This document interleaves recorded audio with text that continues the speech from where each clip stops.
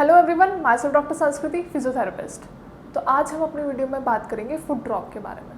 That is foot drop हमारा क्यों होता है, किन किन वजह से होता है, और मेजरली पैरालिसिस में जो फुट ड्रॉप हो जाता है उसे हम कैसे ठीक करते हैं और क्या क्या प्रोटोकॉल होता है, what is the exact treatment, rehabilitation, जो एक्सरसाइजेज हमें करनी चाहिए फुट ड्रॉप की इन पैरालिसिस, तो वो मैं आपको अभी अपनी वीडियो में बताऊँ। लेकिन एक्सरसाइजेज जानने से पहले हम ये समझते हैं कि फुट ड्रॉप आखिर होता क्यों है। फुट ड्रॉप होने के बहुत सारे रीजंस होते हैं। दैट इज़ कोई मायोपैथी है। मायोपैथी अगर आपकी मसल में वीकनेस है, एट टाइम्स क्या होता है हमारी मसल्स वीक हो चुकी होती हैं, तो जिसकी वजह से क्या होता है जो मसल्स हमारे पैर को उठाने में हेल्प करती हैं, जो हमारी एंकल की मूवमेंट्स कराती हैं, वो मूवमेंट्स नहीं होती और हमारा पैर ना उठ पाता है, ना हम पैर उठा के रख पाते हैं, ना चल पाते हैं। तो बहुत सारी प्रॉब्लम्स होती हैं। और भी बहुत सारे रीजंस होते हैं, जैसे एट टाइम्स व्हाट हैपन, हमारी नर्व्स होती हैं जो बेसिकली हमारे लेग्स की नर्व्स होती है, वो एट टाइम्स क्या होता है दब जाती हैं किसी भी कारण से, या फिर हम कुछ ऐसा जर्की मूवमेंट कर लेते हैं। तो कई बार हम बात करते हुए कहते हैं कि मेरी नस दब गई, तो वो नस दबना कितनी बार इतना सीवियर हो जाता है कि उसकी वजह से हमारे कुछ मूवमेंट्स रुक जाती हैं, हमारे कुछ रेंज ऑफ मोशंस रुक जाते हैं। तो आज मैं अपनी वीडियो में आपको यही बताऊंगी कि फुट ड्रॉप की कौन कौन सी एक्सरसाइजेज हैं जो आपको करनी है, जिन्हें करने से आपका पंजा उठ पाएगा, पहले की तरह आप चल पाएंगे। अब होता क्या है, पैरालिसिस के पेशेंट्स जिनको बहुत ही ज़्यादा बेड रिटर्न या बहुत ज़्यादा सीवियर प्रॉब्लम होती है, और जो बेड रिटर्न होता है उनमें क्या होता है वो हमेशा लेटे रहते हैं, उनके पैरों की कोई मूवमेंट नहीं होती, उनके पंजों की कोई मूवमेंट नहीं होती है। तो वो क्या सोचते हैं कि हम लेटे हुए हैं, हम तो कुछ एक्टिविटीज़ करेंगे ही नहीं। तो आज मैं कुछ ऐसी एक्सरसाइजेज बताऊँगी जो कोई भी पेशेंट कर सकता है। दैट इज़ बेड रिटर्न हो, चाहे मोनोप्लेजिक हो, चाहे हेमीप्लीजिया हो। ज़रूरी नहीं है पैरालिसिस हमारी पूरी बॉडी को इफेक्ट करे। पैरालिसिस के डिफरेंट टाइप्स होते हैं। दैट मैटर्स कि आपकी कौन सी बॉडी का पार्ट इफेक्टेड है। सपोज आपके दोनों लेग्स इफेक्टेड हैं, तो आपको एक्सरसाइजेस बहुत अच्छे से करनी है, सिर्फ पैरों पे ध्यान देना है। अगर आपकी अपर बॉडी लोअर बॉडी दोनों इफेक्टेड है तो आपको दोनों की एक्सरसाइजेस करनी है। तो आज मैं सिर्फ पैरों की एक्सरसाइजेस बताऊंगी कि आपको पैरों की कौन कौन सी एक्सरसाइजेस करनी है, एंड बेसिकली एंकल, क्योंकि फुट ड्रॉप की जो प्रॉब्लम है वो हमारा एंकल जॉइंट पे पूरा प्रेशर आता है, जिसकी वजह से हम मूवमेंट नहीं कर पाते हैं। हमारे एंकल जॉइंट की नर्व्स कहीं ना कहीं कंप्रेस हो चुकी होती है, चाहे वो बैक में हो चाहे वो कहीं भी हो। कई बार क्या होता है हमारी जो नसें हैं वो हमारी कमर में कहीं दब जाती हैं, दैट इज़ कॉल्ड इम्पिंजमेंट। तो जो हमारी नर्व्स हैं जो हमारी बैक में इम्पिंज हो चुकी होती है, उसकी वजह से हमारे पैर में नीचे इफेक्ट आता है और हमारी मूवमेंट्स नहीं हो पाती। तो कहीं ना कहीं nerve impingement is the main reason कि जिसकी वजह से हमारी मूवमेंट्स नहीं हो पाती है, and ultimately it results in foot drop. तो अभी मैं आगे एक्सरसाइजेस बताऊंगी, तो प्लीज़ आप ध्यान से सुनिएगा और ये एक्सरसाइजेस आपको रिपीटेडली करनी है, जिससे आपका फुट ड्रॉप का प्रॉब्लम जल्दी से जल्दी सॉल्व हो सके। ये एक्सरसाइजेस आप लेट के, बैठ के, खड़े होके कैसे भी कर सकते हैं। मैटर ये करता है कि आप खुद से कर पा रहे हैं या फिर आपको किसी का सपोर्ट चाहिए। अगर आपको किसी का सपोर्ट चाहिए तो थोड़ा सा असिस्टेंस के साथ, थोड़े से सपोर्ट के साथ आप ये एक्सरसाइजेज आराम से कर सकते हैं। कोई hard and fast tough exercises मैं आपको नहीं बताऊंगी, बहुत सिंपल नॉर्मल ईजी एक्सरसाइजेज हैं जो आपको करनी है। तो अब आपको करना क्या है, चेयर पे बैठना है स्ट्रेट, बिल्कुल स्टैटिक, 90 डिग्री का एंगल बना लेना है, अपने नीज को एकदम स्टैटिक रखना है और आपका बॉडी और नी 90 डिग्री के एंगल में होने चाहिए। और करना क्या है, धीरे से पंजों को ऊपर उठाना है, like this and this, again ऊपर की तरफ उठाना, देन अगेन डाउन। ये मूवमेंट आपको एटलीस्ट 15 to 20 टाइम्स करनी है। दैट इज़ 15 to 20 रेपिटेशंस करने हैं एक सेट में, और इनिशियली आपको एक ही सेट करना है, मतलब एक सेट में 15 to 20 रिपीटेशंस कर ली, दैट इज़ इनफ। और दिन में 2 बार एटलीस्ट एक्सरसाइजेस करेंगे, 2 से 3 बार तो मैक्सिमम एक्सरसाइज करनी बहुत ज़रूरी है। डिपेंड्स कि आप अगर थक नहीं रहे हैं, एट टाइम्स क्या होता है हमारी मसल्स बहुत स्टिफ हो चुकी होती है, बहुत ही ज़्यादा स्टिफ हो चुकी होती है, तो मूवमेंट करने में थोड़ी सी प्रॉब्लम आती है, और पेशेंट क्योंकि लेथार्जिक होते हैं तो वो थक जाते हैं, उन्हें ऐसा लगता है कि अब हमसे नहीं होगा। लेकिन थोड़ी बहुत मूवमेंट आपको करनी बहुत ज़रूरी है, क्योंकि आपका जो भी मसल्स है, जो भी आपकी नर्व्स हैं, वो सब ब्लड सर्कुलेशन वो सब रुक चुका है, और आपकी मसल्स अपना एक्शन भूल चुकी होती हैं। तो मसल्स को कहीं ना कहीं रीएजुकेट करने के लिए, वापस से कोऑर्डिनेटेड करने के लिए आपको एक्सरसाइजेस करनी बहुत ज़रूरी है। चलिए दूसरे एक्सरसाइजेस में बताऊंगी आपको अपना पंजा बाहर की तरफ लेके जाना है और वापस अंदर की तरफ लेके आना है। दैट इज़ पहले बाहर की तरफ लेके जाएंगे, देन अंदर की तरफ लेके आएंगे। Same with the opposite leg. Exercises हमेशा दोनों पैरों की एक साथ करनी है। दैट डिपेंड्स कि आप दोनों एक साथ कर रहे हो या फिर पहले एक पैर की कर रहे हो फिर दूसरे पैर की कर रहे हो। तो अभी हम दूसरे पैर की करेंगे, तो पहले पंजा बाहर की तरफ लेके जाएंगे, देन अंदर की तरफ लेके आएंगे। आप एक्सरसाइज करते टाइम जब भी आप मूवमेंट करोगे तो आपको महसूस होगा कि आपके एंकल पे मूवमेंट आ रही है, मतलब जो जोड़ है, जो आपके पैर का और पंजे का जोड़ है उस पर मूवमेंट आ रही है, तो ये आपको महसूस होगा। कई बार क्या होता है, पेशेंट्स बहुत ज़्यादा उनकी मसल्स स्पास्टिसिटी में जा चुकी होती है तो उन्हें मूवमेंट फील नहीं होती है। तो जब हम रिपीटेडली मूवमेंट्स करते हैं उसके बाद उन्हें एक टाइम के बाद थोड़ा सा वो कोशिश करते हैं कि हाँ अब मैं मूवमेंट खुद से करूँ, एक्टिवली कर पाऊँ।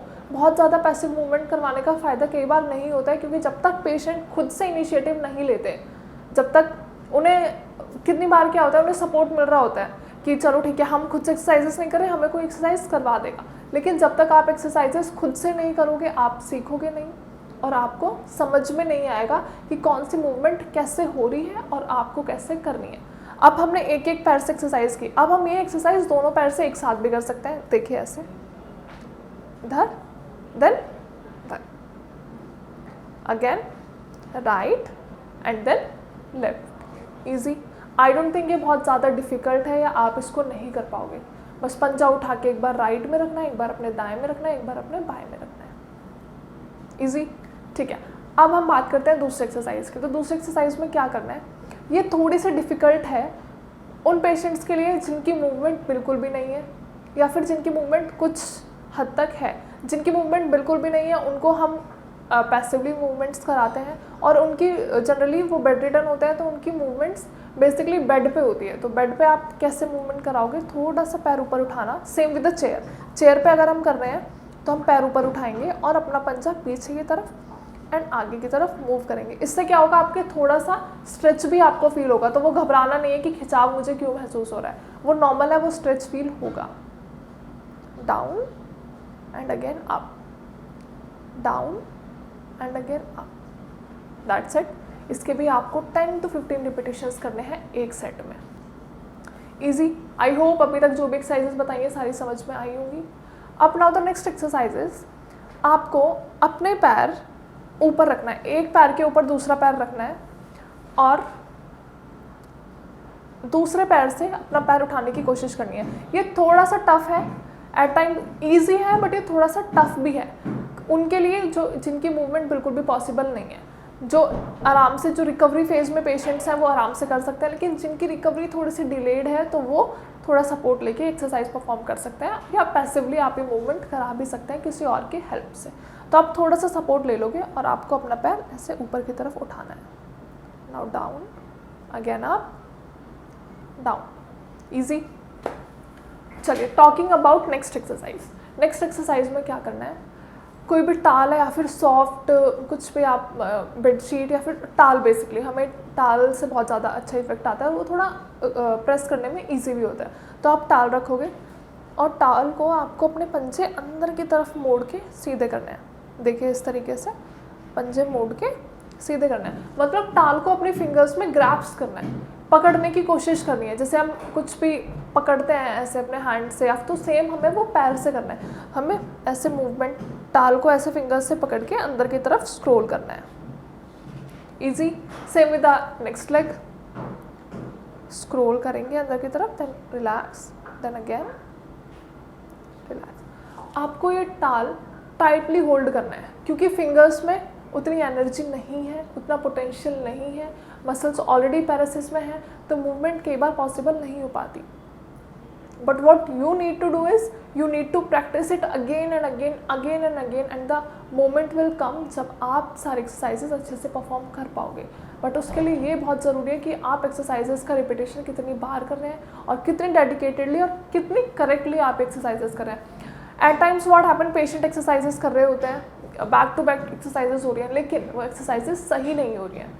तो basically you need to consult with your therapist और विद योर असिस्टिव डॉक्टर, जो भी आपको असिस्ट कर रहे हैं उनसे पूछो, एक बार उनसे कंसल्ट करो कि क्या वो एक्सरसाइजेस सही हो रही हैं।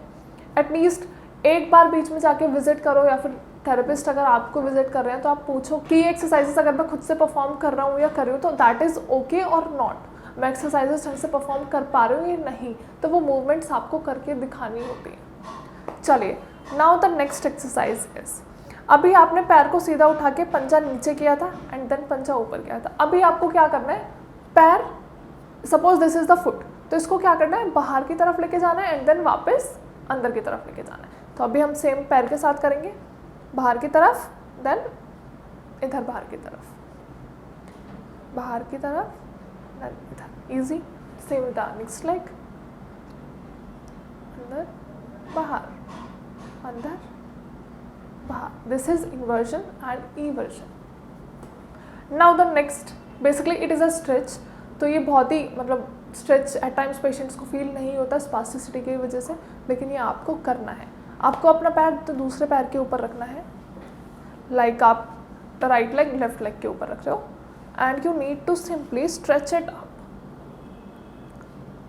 Like this. तो आपको अपने पैरों की मसल्स में थोड़ा सा स्ट्रेच फील होगा, दैट इज ओके।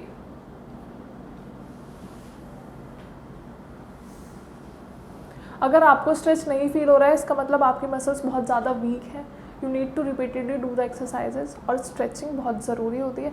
अभी मैं अपनी नेक्स्ट वीडियो में आपको बेसिकली स्ट्रेचिंग के बारे में बताऊंगी कि कौन कौन सी एक्सरसाइजेज होती हैं एंड कौन कौन सी स्ट्रेचिंग इंपॉर्टेंटली होती है जो किसी भी पैरालिसिस के पेशेंट को करनी चाहिए, जिसकी वजह से क्या होगा, बहुत ही जल्दी रिकवरी होने के चांसेस होते हैं। और जो मसल्स हमारी वीक हो चुकी होती है, एट्रोफी में जा चुकी होती है, वो सारी मसल्स की स्ट्रेंथ हम रिगेन कर सकते हैं। अब कितनी बार क्या होता है, फ्लैट फुट के पेशेंट्स जब चलते हैं तो वो अपना पंजा नहीं उठा के रख पाते हैं, तो आपको वो पंजा उठा के रखने की कोशिश करनी है। अब चलो सपोज एक एग्जांपल से समझते हैं। जब आप चल रहे हैं नॉर्मली, कोई ब्रेकर आ गया, आजकल तो नॉर्मल स्ट्रीट्स में भी ब्रेकर होते हैं, तो जैसे आप शाम को निकल रहे हैं इवनिंग वॉक पे, लेकिन सामने ब्रेकर आ गया, आपका पैर तो उठ नहीं पा रहा है, तो उस केस में आप क्या करेंगे, चलना तो है, कब तक किसी का सपोर्ट लेके आप ब्रेकर क्रॉस करोगे, या फिर कोई भी ऑब्स्टेकल अगर रास्ते में कभी भी आ जाती है तो आप कैसे क्रॉस करोगे। तो आपको क्या करना है, एक छोटी सी बॉल लेनी है, तो वो बॉल जो नीचे रखी हुई है आपने, उसको बॉल को लांग के जाने की आपको प्रैक्टिस करनी है। कैसे चलेंगे कि बॉल ज़मीन पर रखी हुई है और आपको बस लांग के जाना है। तो ये प्रैक्टिस अगर आप करेंगे कंटिन्यूसली, तो इसमें क्या है, आपका पंजा कहीं ना कहीं सपोर्ट लेगा, कहीं ना कहीं उठने की कोशिश करेगा, कोई मूवमेंट करेगा तो मसल्स रिएजुकेट होंगी, और आपको बहुत ज़्यादा टफ एक्सरसाइजेस या फिर बहुत ज़्यादा नहीं सोचना कि यार मुझे पंजा उठाना है, जैसे भी कैसे उठाना है, लेकिन वो नहीं उठता। आप मूवमेंट्स जब करोगे, अपनी एक्सरसाइजेस जब करोगे, तो वो ऑटोमेटिकली जो आपकी सिचुएशन वर्स्ट हो चुकी है वो कहीं ना कहीं रिगेन होगी, और आपकी जो मूवमेंट्स हैं वो आप वापस से कर पाओगे। बेसिकली आपका पंजा दोबारा से उठ पाएगा। तो उसके लिए जो जो एक्सरसाइजेस मैंने आपको ये बताई हैं, इनिशियली आप ये स्टार्ट करो, लेकिन ये देखना है कि आपको बहुत ज़्यादा एक्सरसाइजेस करके थकना नहीं। एक्सरसाइजेस लिमिटेड करनी है और अच्छे से करनी है, ताकि उसका इम्पैक्ट आपको अच्छे से मिल सके। अब ये जितनी भी एक्सरसाइजेस मैंने बताई थी, ये आपको बैठ के करनी थी। अब हम वो एक्सरसाइजेस डिस्कस करेंगे जो आपको खड़े होके करनी है, लेकिन विद अ सपोर्ट, क्योंकि पैरालिसिस के पेशेंट जनरली वीकनेस की वजह से या पैरालिसिस की वजह से अपनी मूवमेंट नहीं कर पाते हैं, तो you basically need a support, whether it is a chair, stool, anything, या फिर कोई अटेंडेंट है आपके साथ, कोई फैमिली मेम्बर है, या फिर कोई थेरेपिस्ट है। तो आपको करना क्या है, यू नीड अ चेयर। मैंने व्हील चेयर यूज़ की है, that is only to explain you, लेकिन आप कोई भी स्टैटिक चेयर यूज़ करेंगे जिससे आपका बैलेंस स्टैटिक रहे, क्योंकि at times what happen, chair हिल जाती है तो गिरने के चांसेस होते हैं। तो आपको अपने कंफर्टेबल जोन के हिसाब से ऐसी चेयर चूज़ करनी है जो एक जगह पे फिक्स्ड हो और ज़्यादा हिले ना, ज़्यादा डूब ना हो। तो अब एक्सरसाइज स्टार्ट करते हैं। कैसे करनी है, आपको चेयर पकड़नी है टाइटली, सीधे खड़े होना है बिल्कुल, और अपने पंजे ऊपर की तरफ उठाना है लाइक दिस। आप होल्ड कर सकते हैं अगर आप होल्ड कर पा रहे हो। If it is easy for you then relax. Now again आप एंड रिलैक्स। इससे क्या होगा, आप अपनी काफ मसल्स में, बेसिकली बैक की मसल्स में थोड़ा सा स्ट्रेच फील करेंगे। अगर आपकी मसल्स में स्ट्रेच नहीं आ रहा है, दैट इज़ आपकी मसल्स बहुत ज़्यादा वीक है, बहुत ज़्यादा स्पास्टिसिटी में जा चुकी हैं, तो आपको ये रिपीटेडली एक्सरसाइज करना बहुत ज़रूरी है। Now the next exercise is one leg standing. अब वन लेग स्टैंडिंग आप सभी को पता है, एक पैर पे खड़े होना। तो एक पैर पे खड़े कैसे होंगे, that is not possible for the paralysis patient, but करना क्या है, आपको करना है, जिससे क्या होगा, आपके पैर सपोर्ट लेना वापस से सीखेंगे। जो आपके एंकल पे मूवमेंट नहीं हो रही है, वो वापस से पॉसिबल है कि आप वापस से अपनी मूवमेंट रिगेन कर सकें। तो आपको एक पैर फोल्ड करना है और एक पैर पे अपना सारा वेट लेना है। सपोज मैंने अपना लेफ्ट लेग फोल्ड कर लिया है, तो आपको राइट पे सारा वेट लेना है।